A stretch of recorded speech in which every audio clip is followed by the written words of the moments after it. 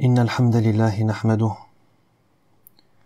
ونستعينه ونستغفره ونعوذ بالله من شرور أنفسنا ومن سيئات أعمالنا من يهده الله فلا مضل له ومن يضلل فلا هادي له وأشهد أن لا إله إلا الله وحده لا شريك له وأشهد أن محمدا عبده ورسوله صلى الله عليه وسلم يا أيها الذين آمنوا اتقوا الله حق تقاته ولا تموتن إلا وأنتم مسلمون يا أيها الناس اتقوا ربكم الذي خلقكم من نفس واحدة وخلق منها زوجها وبث منهما رجالا كثيرا ونساء واتقوا الله الذي تساءلون به والأرحام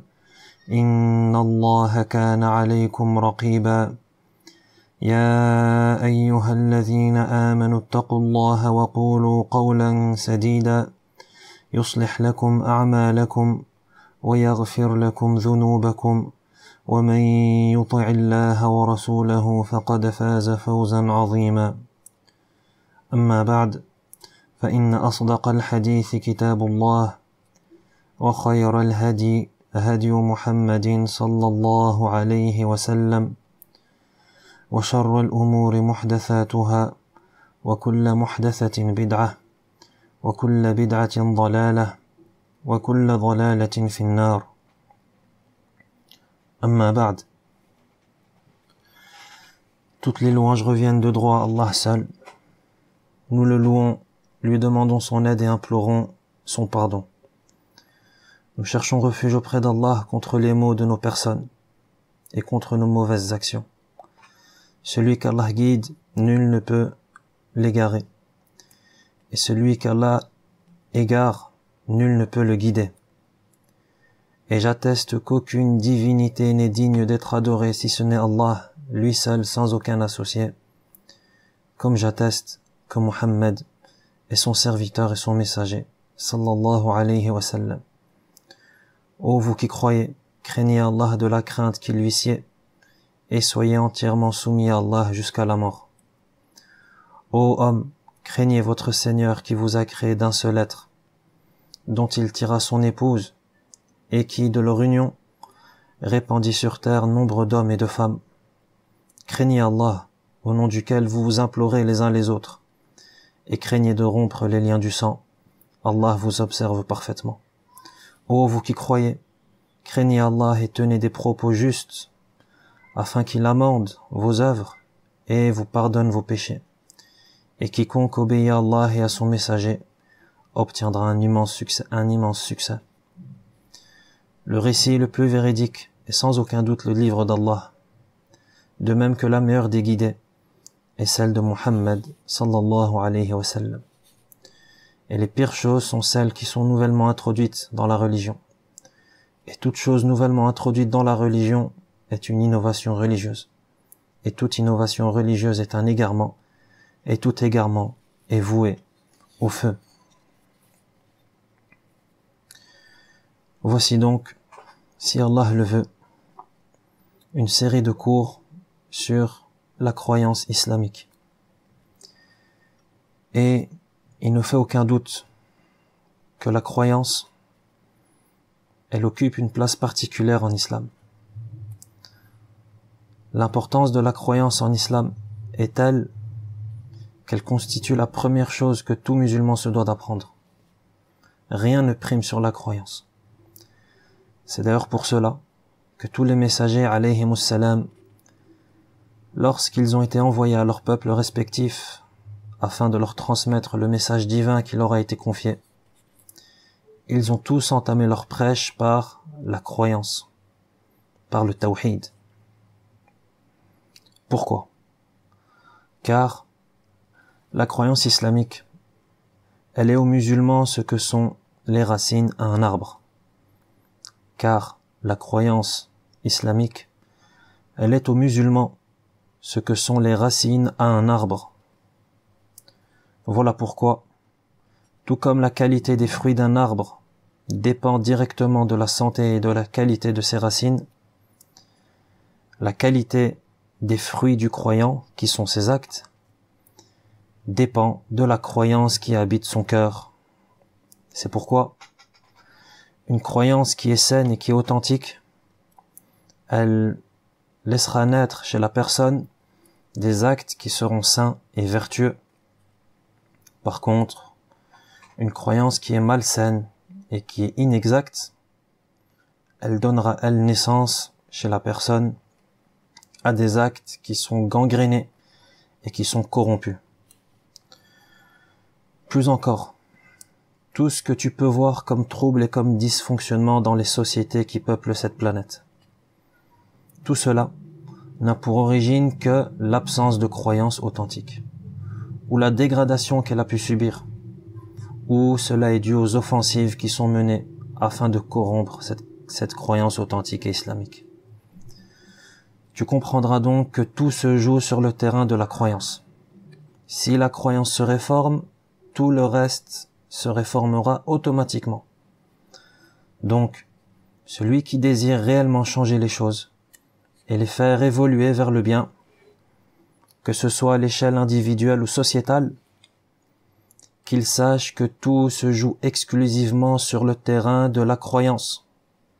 Qu'il sache que tout se joue exclusivement sur le terrain de la croyance. Et au contraire, toute personne qui tente de corriger un dysfonctionnement dans une société, sans concentrer ses efforts dans la correction du dysfonctionnement de base, qui est la rectification de la croyance, toute personne qui agit de la sorte est une personne qui fait fausse route. C'est une personne qui fait fausse route, car c'est la maladie qu'il faut traiter, pas les symptômes. Car c'est la maladie qu'il faut traiter, pas les symptômes. Et tout ce que tu vois dans les sociétés comme déviance, comme mal, comme égarement, comme débauche, toutes ces choses ne sont que les symptômes d'une maladie. Et lorsqu'on traite une maladie, on ne se focalise pas et on ne traite pas les symptômes, mais on se focalise sur la cause de l'apparition de ces symptômes, c'est-à-dire la maladie. Et cette maladie ne trouve son origine que dans la croyance. Donc, si la croyance se rectifie et devient conforme à ce avec quoi est venu le prophète, sallallahu alayhi wa sallam, et ce sur quoi étaient ses compagnons, radiyallahu anhum, tout le reste se rectifiera également. Et les gens délaisseront tout ce qui est mauvais et malsain.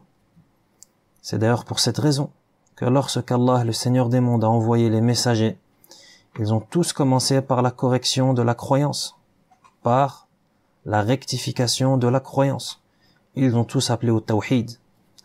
Et ce n'est qu'ensuite qu'aura lieu la réforme généralisée, qui, elle, inclut tous les autres aspects de la vie.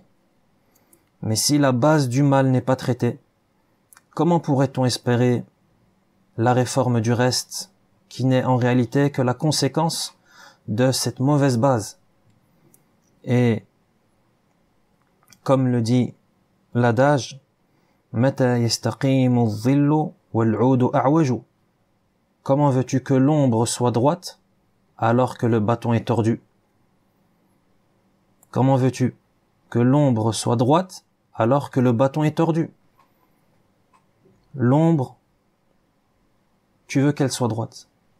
Mais le problème, c'est que le bâton, il est tordu. Donc, on peut pas avoir une ombre droite avec un bâton tordu. Mais si on veut une ombre droite, on se doit de venir avec un bâton qui est droit lui aussi. Donc, on comprend de cela que tout commence à partir de la réforme des fondements.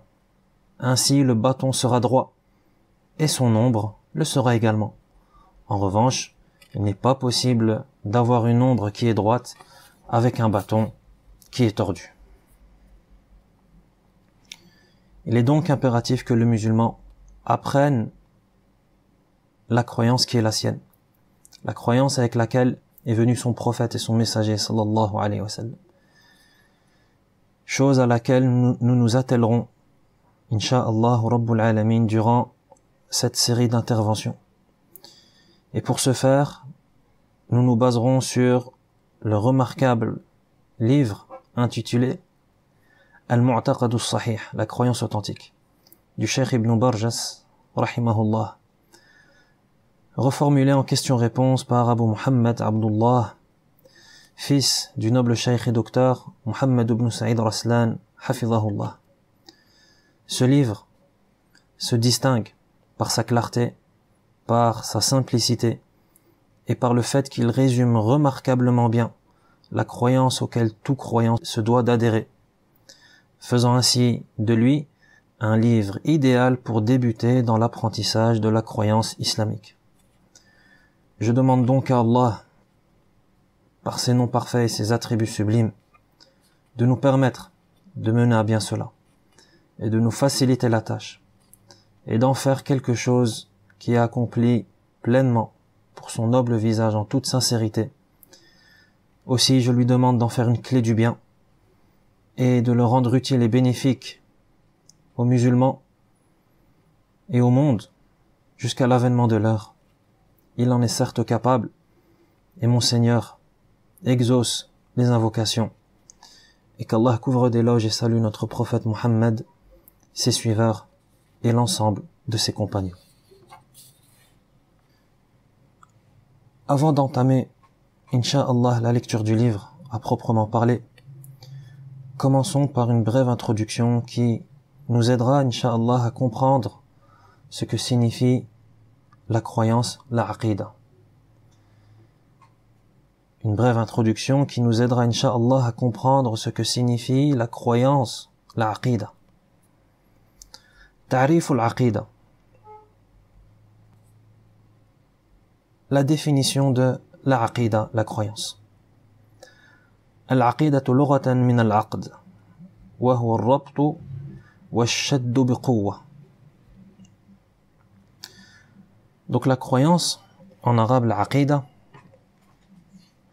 aqida, étymologiquement, ce mot provient de la racine arabe aqada, qui signifie attacher, nouer, faire un nœud. وشرعا العقيدة حكم الذهن الجازم. Et d'un point de vue religieux, la aqida signifie le jugement catégorique émis par la raison. La définition de la aqida d'un point de vue religieux, c'est le jugement catégorique émis par la raison. يعني أن تحكم على الشيء حكما جازما تحكم عليه ذهنا، يعني تعتقد في قلبك بأن هذا كذا نفيا أو إثباتا جازما به. Donc la aqida, la croyance d'un point de vue religieux, sa définition, c'est le jugement catégorique émis par la raison. En d'autres termes, cela signifie porter un jugement catégorique sur quelque chose au moyen de sa raison. Ou, dit autrement, cela revient à croire sans l'ombre d'un doute en quelque chose ou ne pas y croire. ما يؤخذ من التعريف. Que nous apprend cette définition de la aqida, c'est-à-dire le jugement catégorique émis par la raison? Qu'est-ce qu'on retient de cette définition et que nous apprend cette définition? أولا لا عقيدة مع الشك لأنه لا بد أن يكون هناك جزم. La première chose que nous apprend cette définition, c'est que la croyance ne peut être accompagnée de doute. La croyance ne peut être accompagnée de doute. Car comme cité dans la définition, la croyance est un jugement qui a la caractéristique d'être catégorique, c'est-à-dire qui n'admet ni incertitude ni objection. Donc la première chose qu'on apprend dans cette définition, c'est que la aqida, la croyance, elle ne peut pas être accompagnée de doute. Pourquoi? Car c'est un jugement qui est catégorique. Catégorique, c'est-à-dire qui n'admet ni incertitude ni objection. ثانيا لا عقيدة باعتبار نطق اللسان لأن نطق اللسان يقع حتى من المنافق فالمنافق يقول لا إله إلا الله ولكن ليس عنده عقيدة. Le deuxième enseignement que l'on tire de cette définition, c'est que la croyance d'une personne n'est pas basée et déterminée sur les paroles qu'elle prononce. La croyance d'une personne n'est pas basée et déterminée sur les paroles qu'elle prononce. C'est-à-dire, prenons le cas de l'hypocrite. L'hypocrite, c'est-à-dire celui qui manifeste l'islam et dissimule la mécréance. Qu'Allah nous en préserve. L'hypocrite, bien qu'il déclare haut et fort la profession de foi, c'est-à-dire la ilaha illallah Muhammadur Rasulullah, bien qu'il déclare cela haut et fort, la croyance islamique n'habite pas son cœur. Mais il le dit de sa langue. Il le dit de sa langue, mais cette croyance, elle n'habite pas son cœur. Donc la croyance d'une personne n'est pas basée et déterminée sur les paroles qu'elle prononce, mais il faut que cela provienne du cœur, et cela se manifeste après par des paroles et des actes. Mais il faut que ça loge et que ça habite dans le cœur de la personne. Le troisième enseignement que l'on tire de cette définition de la aqida, أنه لا يشترط أن يكون الحكم مطابقا للواقع فإن طابق الواقع فهي عقيدة صحيحة وإن خالف الواقع فهي عقيدة فاسدة فاعتقاد النصارى أن الله ثالث ثلاثة هذه عقيدة ولكنها فاسدة لأنها غير مطابقة للواقع. Le troisième et dernier enseignement que l'on tire de cette définition de la aqida qui, pour rappel, est le jugement catégorique émis par la raison, c'est que toute croyance n'est pas forcément en accord avec la réalité. Toute croyance n'est pas forcément en accord avec la réalité.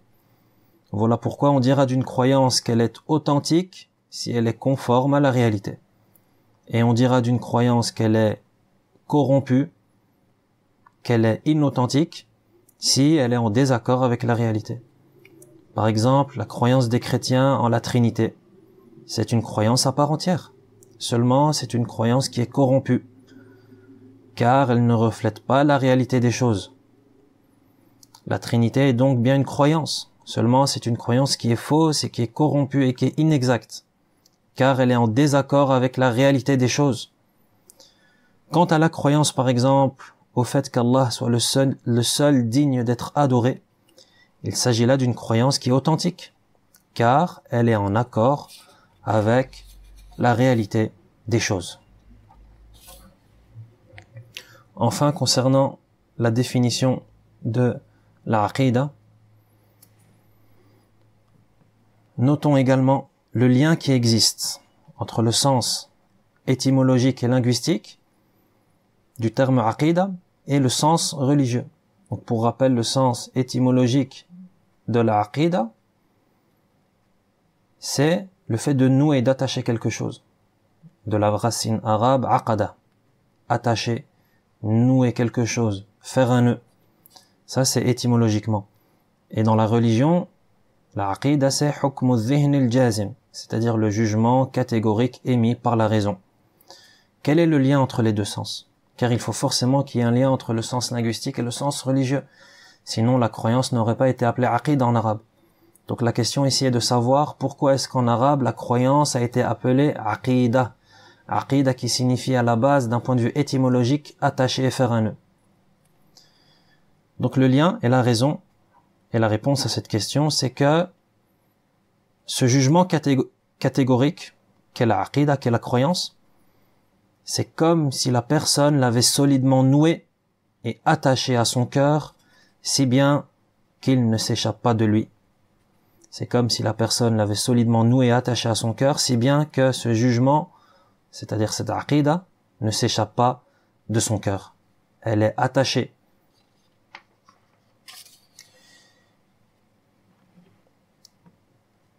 الفرق بين العقيدة والشريعة. Parlons également brièvement de la différence qu'il y a entre la aqida et la sharia. La aqida, la croyance, et la sharia, la législation. دين الإسلام عقيدة وشريعة. دين الإسلام عقيدة وشريعة.